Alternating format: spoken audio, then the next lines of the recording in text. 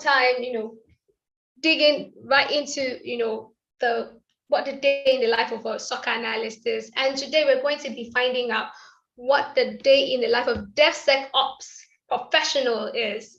So I'm sure you've possibly read a thing or two, and like I did that day, I really want to hear what you know before I go on to introduce our person for today. So just one person,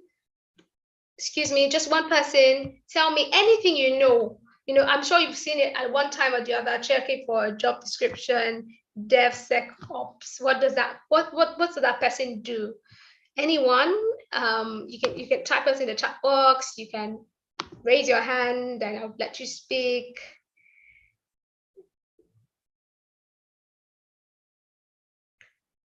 DevSecOps. What does the person do? Okay, so someone says it's the integration of security testing and protection throughout the software development and deployment life cycle rather. I don't know if that's correct. I'm going to pretend I know. I do not know at the same time. But before we go into today's session proper, my name is DTM Tawo and I'll be your moderator for today's event. So we're joined by a special person today, the person of Judy Nguri. For those who had followed our journey in the last cohort, we know that she played a key role in helping the ladies find their foods, and she's here again to help all of you find your foods as well, and make this important choice. It's an important choice. People are still commenting in the chat box about the role DevSecOps. I'm just going to read one more. So monitoring system performance, repairing defects, testing for after updates and changes. Turning the software release system. I'm not sure if this person copied from Google, but we're going to take that as well. Okay, so Judy Nguri is a leader in the cybersecurity community in Africa. She has been in the industry for well over 4 years as a practitioner and has been working to make the internet a safer place for businesses.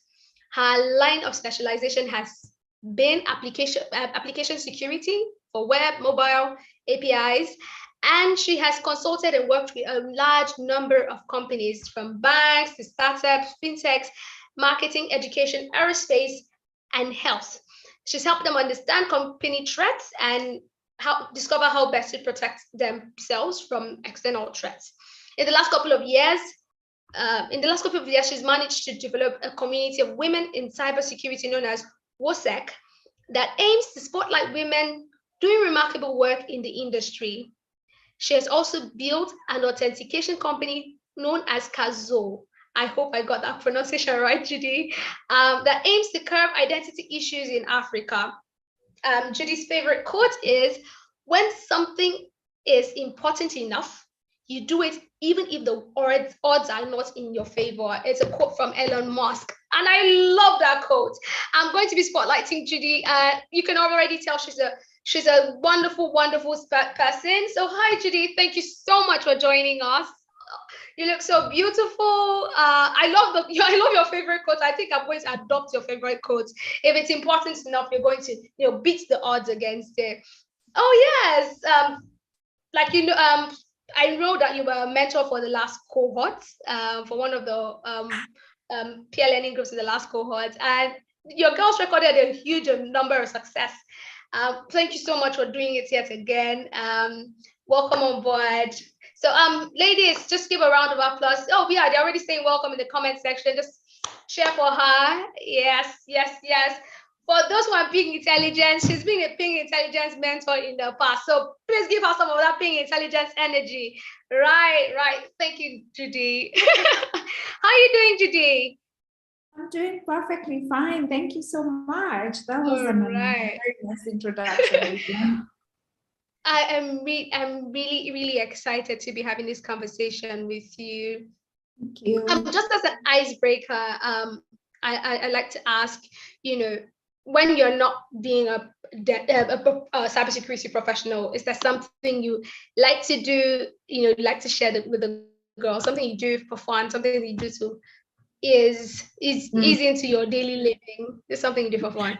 Yeah. Okay. Sure. So I'm an adrenaline junkie. I'd say that, but I'm an extremist on both ends. So I do like, GP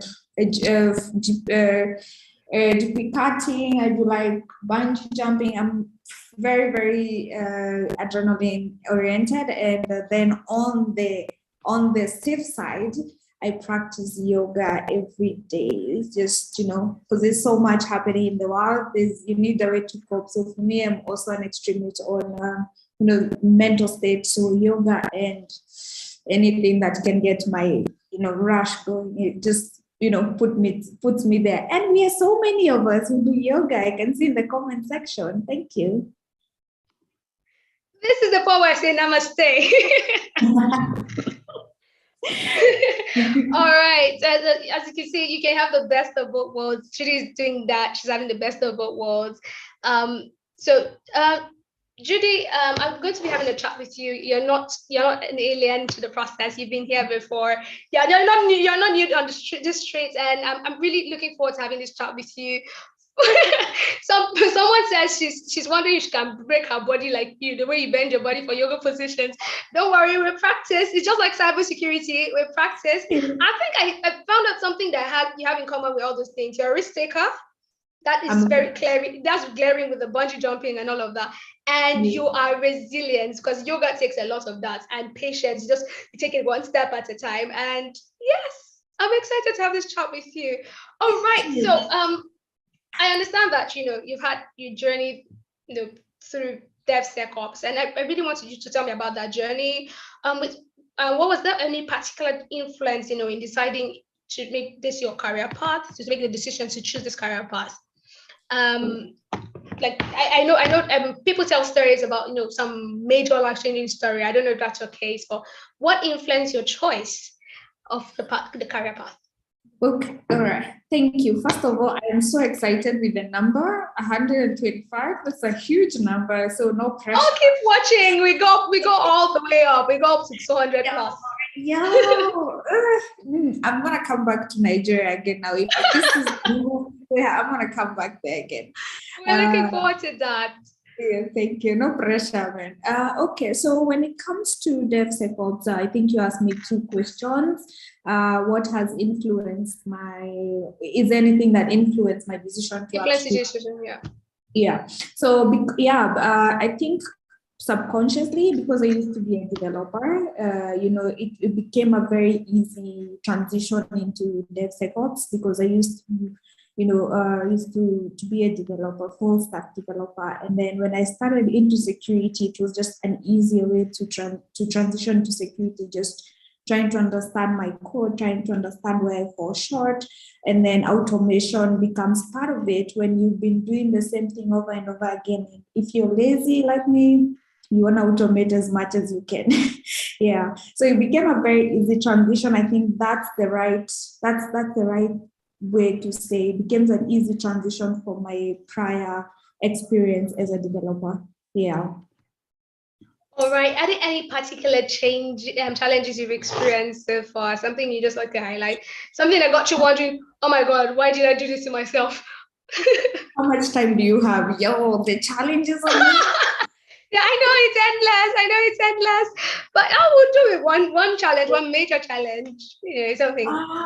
I think understanding the fact that DevSecOps in each company is very different. You cannot automate with the same things and the processes from one company to another. You can reuse some of the products, you can use some of the techniques, but the probability is that your learning curve as a DevSecOps in a new company is going to be, you're going to have to start again, because you need to understand what these guys write in, how they write their code, what are the processes. And then you go to the next company, realize they have no processes, but they still want DevSecOps. So you have to create processes.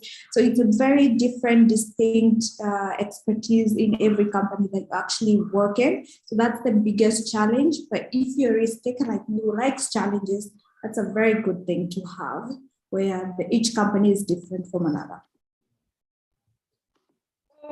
All right. So given the obvious challenge, has there been something that has motivated to keep going? This is difficult. I'm going to keep pushing. Given Yes. that, because yeah, it gets hard. But what is that something that's been pushing you? What's that thing that keeps motivating you to keep going on? Well, the money. Um, Oh, we do it for the love and the money. Like, the love is there, but the money helps with it. All well, right. I think well, we don't want to say that out loud, but it is one of the good things of doing what you do. Yeah. But then also the fact that this is something I like doing, love, work, want to actually keep doing, and then the fact that it keeps changing every now and then. New tools are developed, new automation ways are developed. You want to actually keep doing that over and over again, just excited about the next new thing that's coming up. And it's the thing that keeps me excited. I don't like the routine. I want to be excited about something very new that's coming up. And that's something you find very interesting in security overall. There's always something new. And if you're excited to learn something new, there's always something new coming up every 2.5 seconds, every 2.5 seconds, there's something new in security. Trust me. Yeah. All right. So constant learning is something that has you unlock, and that's interesting. So I asked the question before I called you up, and I know you were listening and you had it. A lot of people would need like an expert opinion on what a DevSecOps professional does. I know a couple of people have read stuff, but I just want from your perspective, what does a DevSecOps professional do? What's your job? What is that? Yeah, I think in a shorter version explanation is just automating security in development and operations.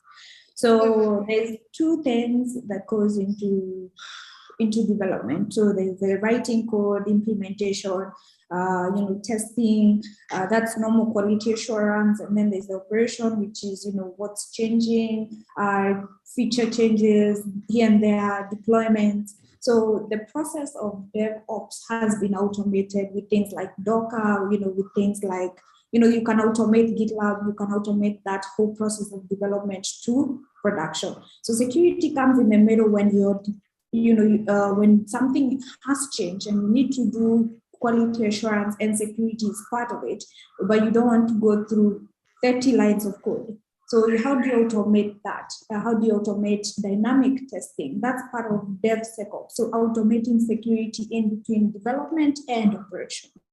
That's an easier way of saying it, by the way.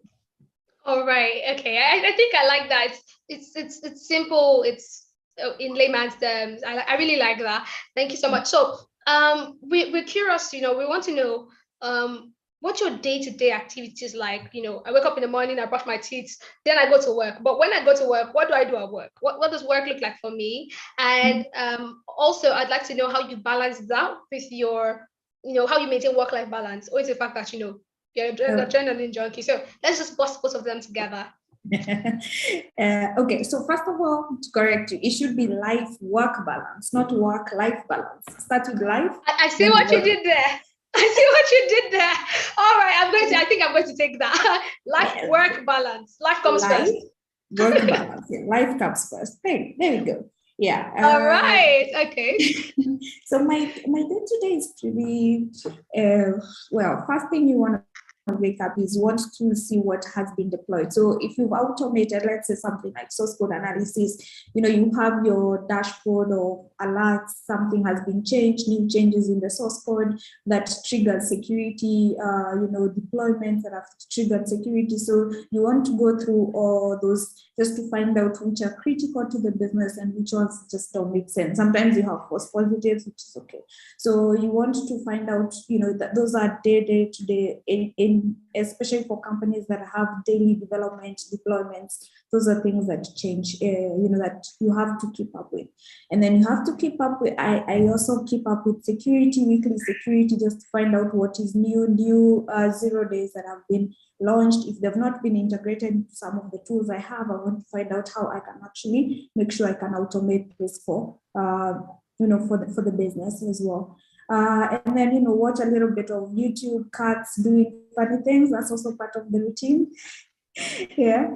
And then you want to also find out, a day-to-day as well, you want to do penetration dynamic testing. So if it's a new feature, new product, new app completely developed, if you've not automated the dynamic testing, you also want to do business logic testing. So you pick an app, whatever has been changed, and then start, doing your penetration testing, which is also part of DevSecOps.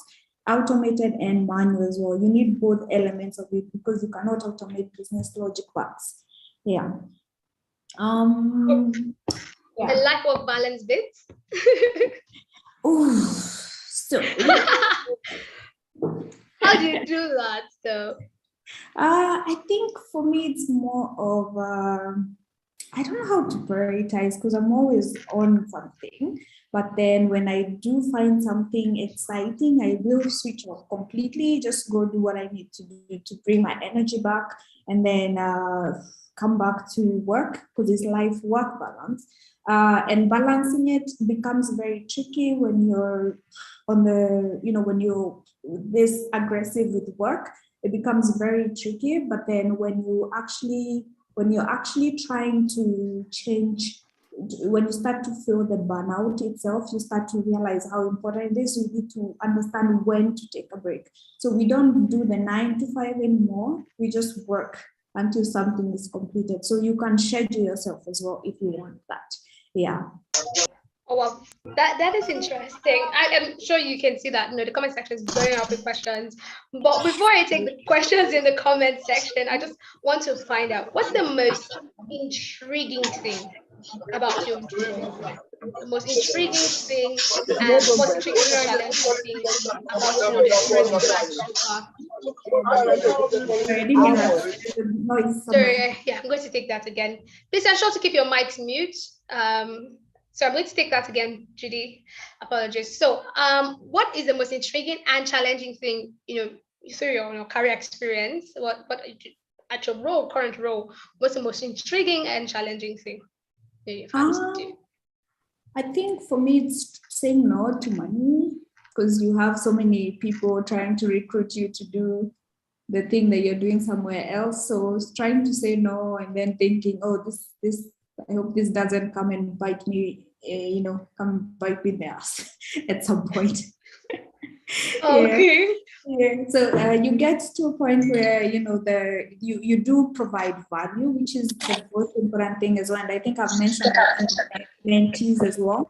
You need to be able to provide value to companies, and then when other companies see that you're providing value, they want you to provide the same value to their company. So how do you actually realize where you want to be and which company you feel will bring more value to you?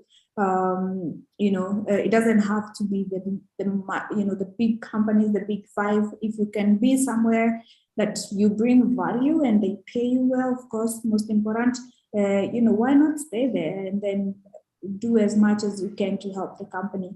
So for me, I think that's very important. That's very, very important. Yeah.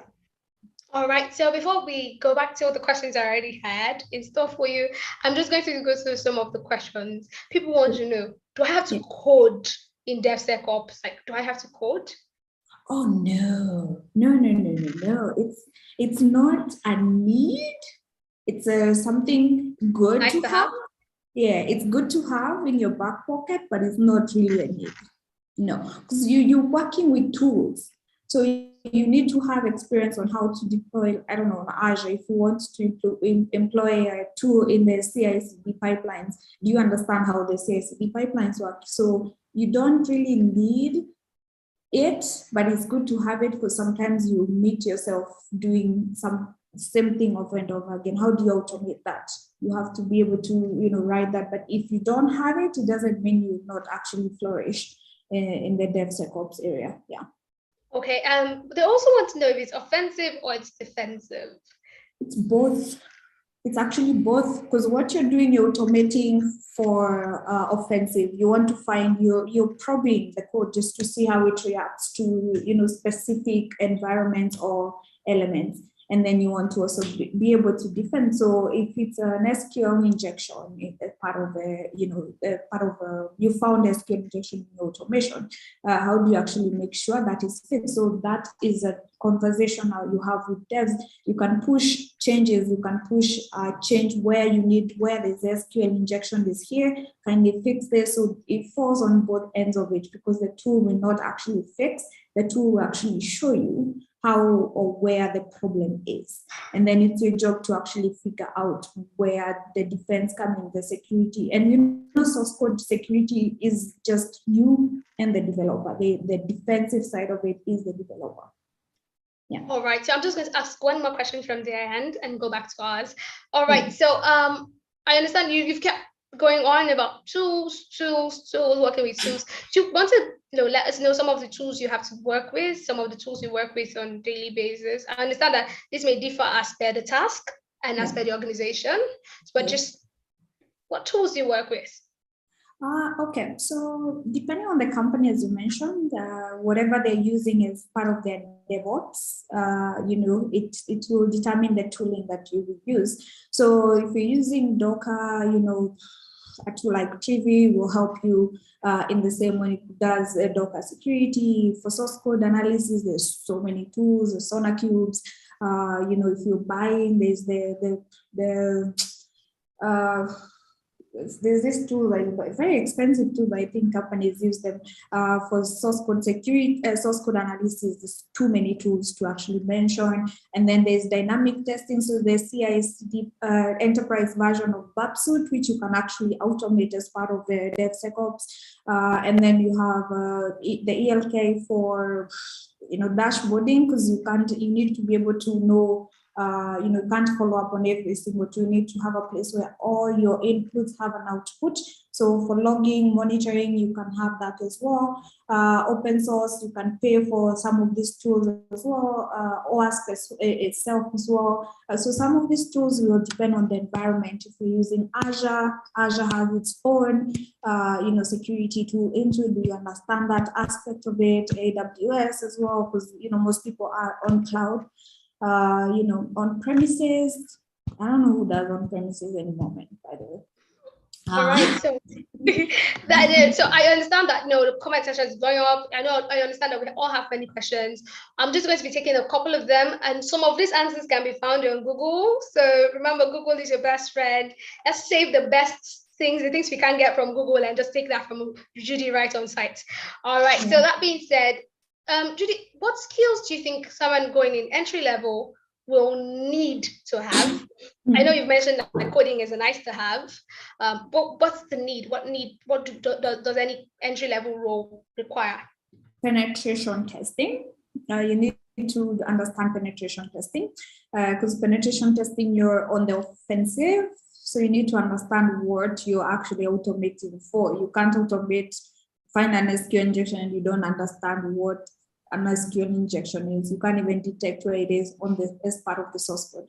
So penetration testing, it's good to have some, for DevSecOps, it's good to have a bit of understanding about the source code security as well, to understand some of these programming languages and how they work.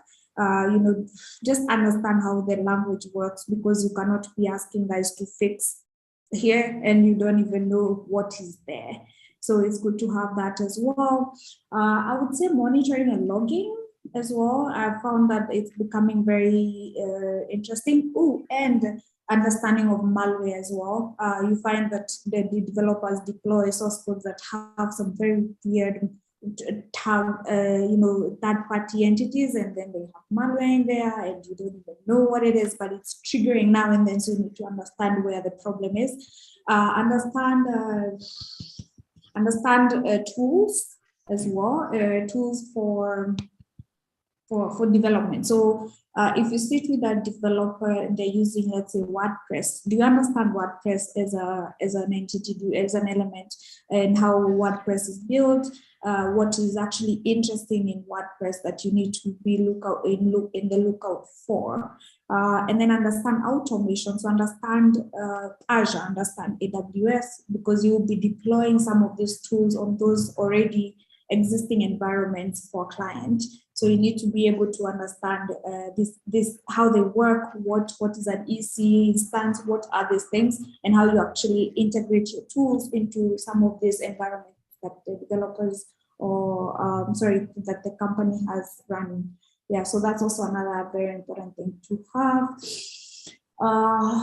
What else? Be good in defensive. Oh, I forgot that. Defensive. So you need to be able to explain what an SQL injection is, how to fix it, what to look out for, what is an input validation, what is that to a developer, how they actually make sure that they're deploying source codes that have some input validation now and then. So defensive when it comes to apps, understand application as well, application structure. So understand how the apps are built, service layer, API layer, backend network. Understand that because, when you're doing automation, it will trigger security in all elements, and you need to understand which one touches on this dev, which one touches on the front end, which one touches on the back end, which one touches on the API, and which one actually is server related. So you need to fix this on Azure. Yeah.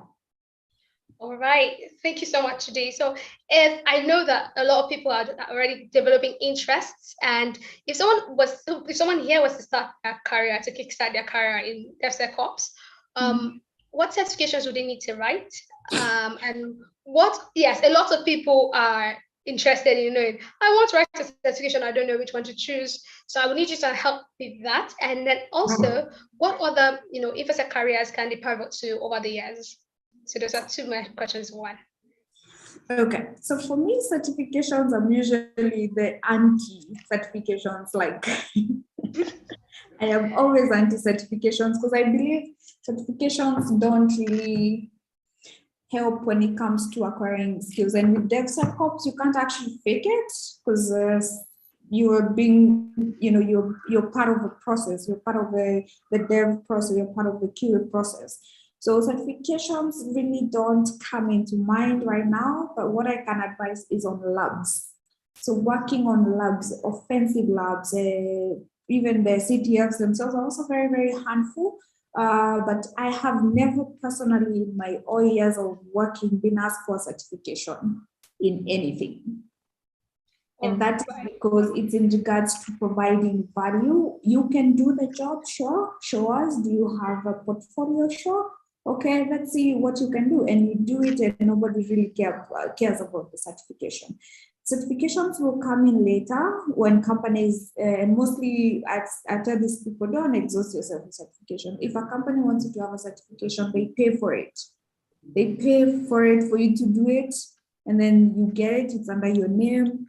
So don't force it. And it's just a requirement. It's a political business requirement. But for you as a beginner, if you want to gain the necessary skill, don't focus on certifications at this point. They come in later. Focus on labs. Go to offensive labs. There's a whole Docker security course on, and it's an actual lab. You actually get to practice on it. There's a whole DevSecOps labs as well. You get to do that as well. So certifications is a no for me. Sorry to say, I don't know if that's the answer you are looking for. Oh no, that is perfect. Skills over certification. That's the summary. Skills first. Skills are more important, and the best way to develop the skills is by practice. So start getting on those labs and practicing. Okay, so for those who are asking how you are going to do all of this, bear in mind your training hasn't started. Your trainer would help with all of these details. In fact, a lot of these things will make more sense after Judy is done and you're doing your research. So I just want to know, how do I know I'm a great fit for DevSecOps? What are the personality traits or the things I must like personally to want to dive in and succeed there? Yeah. So I would say, first of all, as I said, one very important skill in DevSecOps is penetration testing. So you start doing penetration testing, which manually, switch on whatever bug switch, whatever, and then you're running and you're very interested, and you start to feel there's a momentum you're picking up in penetration testing. And then you get 2-3 more clients and you're like, I need to automate some of this stuff for these clients. I can't be doing this every day. So you set up a small thing that does, I don't know, dependency check. So it's just scripted or online tool, and then it just checks for dependencies or libraries that you're using that are that have issues, that have CVEs, publish or vulnerabilities, known vulnerabilities. I mean, and then you find yourself also automating a lot more stuff. And then with the automation, all you do is just update or upgrade. So you find this one is not picking inputs for this specific element. So 1, 2, 3 things, then you change that. You actually start to realize you're automating penetration testing for you and for the company. It becomes easier for you. So now at the end of the day, you just come check a dashboard and you see, oh, yeah, this one is failing, or this one needs to be checked, or this one can't go live. You start to feel, there's that, and you interacting with the process of developers, interacting with the operation team, every other day, and you're interested to improve what you already have, and also work with other people so that it's like community. Just you want to bring stuff in, other people bringing their stuff in, and then it's starting to to take shape, sometimes to crumble completely, but that's fine.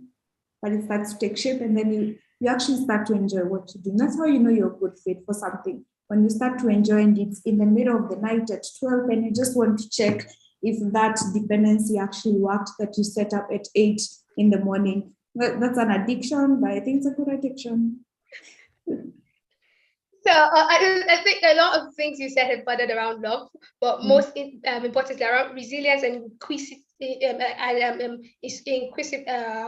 English is eluding me. Curiosity, most importantly, curiosity. Yeah. All right. So okay, Judy, we have a lot of people who believe that to be a cybersecurity professional, you have to have a hoodie like me, all hoodied up, no glam, no glitz, all boring. But look at you, all right? Look at you. And I understand that.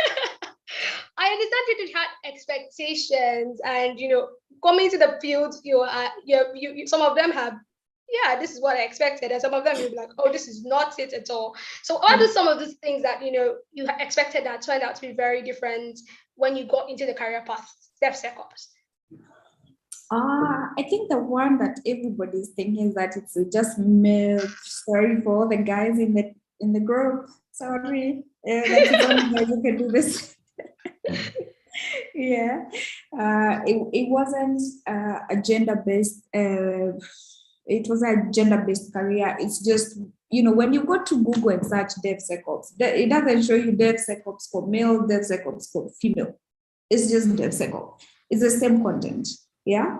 And then, some of the expectations of, you need to have like too many years of experience for you to make this much money. No. Make the rules as you go. That's how fresh raw security is in Africa. So you build the rules as you go. So you start doing stuff and you realize, wait, I'm the only one who can actually do this. Nobody else is doing this. Yeah. Sorry. Nobody else is doing this. So you start to make the rules as you go, and you start to make your own rules as you go, as I said. So there's no structure for this. Don't follow any specific structure. Just start and then start doing. And then things just start to fall into place, and you start to wonder, how did I not do this? I have 4 years of experience, and the things I do, I don't even think I could do them. I thought I'd do them like when I get to my 30s. But it's a rule, like skills, gain, get, do, actually project, talk to people, network, get clients, work, do, just do. Don't say you can do and don't do, just do. If you can't do, go learn, then come and do it. It's not rocket science, by the way. It's a very easy thing to be in tech. And it's the best time to be in tech. I think I've mentioned that over and over again. There's no better time to be in tech than now. Than now. Hallelujah. No, like get it done. All right. So I just have 2 more questions. And I want to know, what advice would you give anyone right now on this call who is about to start their career in DevSecOps, and maybe preferably something you wish you knew earlier, and you got to learn later, just some advice. You don't need you'd to like be in a talk about? hoodie. One. You don't need to be in a Right. hoodie. That's a good one. It's a big one. Advice is skills over certification, network. I advise guys, and I know you guys in Nigeria have a lot of cybersecurity conferences. Go meet people. Just go meet people who you can do things with, collaborators, teams. I remember there was a time we used to work 48, 72 hours with like 4 of my friends just doing bug bounty. And then we'll just like focus on a target and just do and do. And after 72 hours, we still haven't found anything. And then you're like, what are we doing in this field, man? Yeah. And you realize you still want to keep doing more. You haven't slept, you're just on energy drinks and coffee, but it's still very fun because you want to keep doing it. So just do skills over, and there's so much noise. Just do. If you want to understand Docker security, go do your research, do the things, do the CTF, then work with somebody who can actually give you some environment to experiment on Docker security, then do that. And then skills, my dear, there's so many noise but very little skills out here. That's what will shock you. Yeah, so focus on the skills and then work with the right people, and then we'll just be hearing about you. We're like, Judy was here. So your skills are going to set you apart from all of the noise. Yeah. So that's really important. So bear in mind, Judy is not saying not to make noise about the things that you know. Please, it's important to toot your horn. Sometimes she's saying as you toot your horn, please have backup, the skills backing you as well. So don't go out and make noise. I know how to do this, and then at the end of the day, it's a total disappointment. So the skills and noise, just not only noise. Okay, so Judy, this is maybe not what you're expecting, but what's the one accomplishment right now in your life you're most proud of? Just something that just gets, wow, Judy, you did this. I did this. No, this person who didn't know anything did this. What's that accomplishment that gets you really excited and very proud?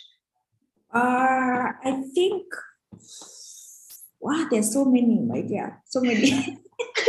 I can imagine. You just want to work? You can give me as many as we can squeeze into the time. Yeah. Okay. Yeah. I think the company setting up the identity platform, that's going on very well, and we raised a lot of money. And then another company that we are launching this month, I think that's also something very excited, and I think CyberSafe will be at the forefront of this. So watch out, watch this space. Yes. All right. And finally getting an iPhone. Oh, all right. Okay. that is important, you know. Finally being able to not just get an iPhone with the number of cameras that yours has, like flash it every now and then, just flash it. This thing has 5 cameras. Am I right? Like, yeah, you got 3 cameras and like two flash. I think 1 flash, and like just flash it a bit. Like, yeah, I got an iPhone. After years of hearing about iPhones, I finally got one. That's a very big accomplishment. And I'm sure you opened it from the box. You just took it out like, I bought this. I bought this. Ma, like. Oh my God, Judy. Oh my God. So this also says time for mirror selfies. Like, vanity is allowed. When you worked this hard, I'm allowed to be vain. I'm allowed to be so vain. But this only came from the result of hard work and resilience. I'm sure there was a lot of, you know, you were earning money, but like, I've got to save a bit. I've got to save a bit. Now I have the money to just splurge on an iPhone and so much more. So yeah. For those who don't know, Judy has already mentioned she has an identity management software, and there's a lot more coming from her end. I'm really excited. If you haven't checked them out, Judy's going to be telling us how to, you know, get those apps, how to use whatever resources, you know, she has available, and most importantly, how to follow up on social media. Really, you don't want to miss all of this energy, all of these vibes.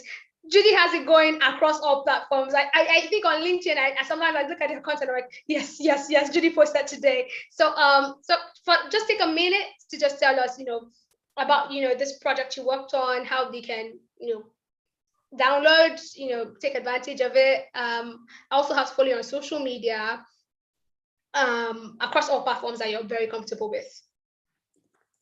Okay.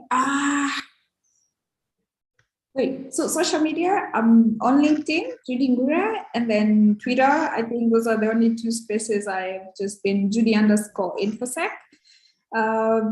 Which was the other question? I want you to tell us about, Kazoo and Kazoo. So Kazoo and Kazoo. All right. Kazoo. It's Swahili. It's okay. It's Swahili. Okay. Oh, I want to get it right, please. Just one more time. Kazoo. All right. I'll get it.